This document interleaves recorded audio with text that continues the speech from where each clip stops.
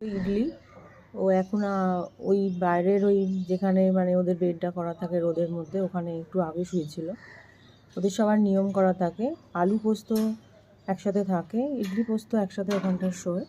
কিন্তু যেহেতু মাঝে মধ্যে অনেক সময় আলু আর ইডলিও একসাথে ওখানে শোয়, কিন্তু যেহেতু ইডলির সাথে আলু বনিমানা সেভাবে হয় না, সেজন্য আলু যখন ওখানে থাকে তখন ইডলি এইখানটা বসে রোদ্দুর পায় আইদার এরম শুয়ে থাকে।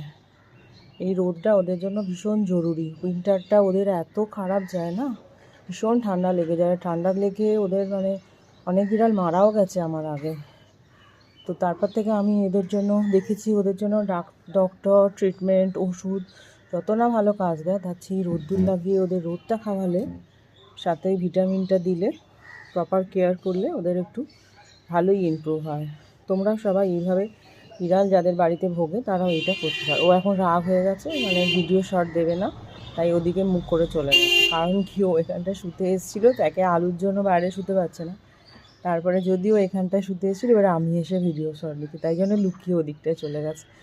আমি তোমার ওর ফেসটা আবার দেখাও, ভীষণ কিউট হয় এরা। এত রাগ হয়ে গেছে যে জানলায় শোবে না। এমনিতে ওর সবসময় মনে হয় যে আমি একটু আলু বিবিকে বেশি ভালোবাসি, অ্যাকচুয়ালি সেটা না, আলু একটু বেশি ভোগে আর বারবার মাঝে মধ্যেই ও বাইরে বেরিয়ে যেত আগে। তো যখনই বেরিয়ে যেত ও কোথাও না কোথাও আটকে যেত, একটু বোকা টাইপ আছে। তো যখন ফিরতো তখন খুব অসুস্থ হয়ে ফিরতো, তাই জন্য ওর প্রপার কেয়ার আমার একটু বেশিই করতে হতো। তো ইডলির মনে হয় যে আলুকে আমি বেশি ভালোবাসি, সেরকমটা না। এখন যেহেতু ও জানলায় শুয়েছিল, একে তো ওর পছন্দের জায়গা ওই বারান্দার ব্যালকনিটার ওই বেডটাও, যেখানে আলু শুয়ে আছে, যেতে পারছে না। তারপর জানলায় এসে শুলো, সেখানে আমি ভিডিও শ্যুটের জন্য ওকে বিরক্ত করেছি, তাই ও রাগ হয়ে গিয়ে রোদটা খাচ্ছে যেন ওর চেয়ারটায় শুয়ে আছে।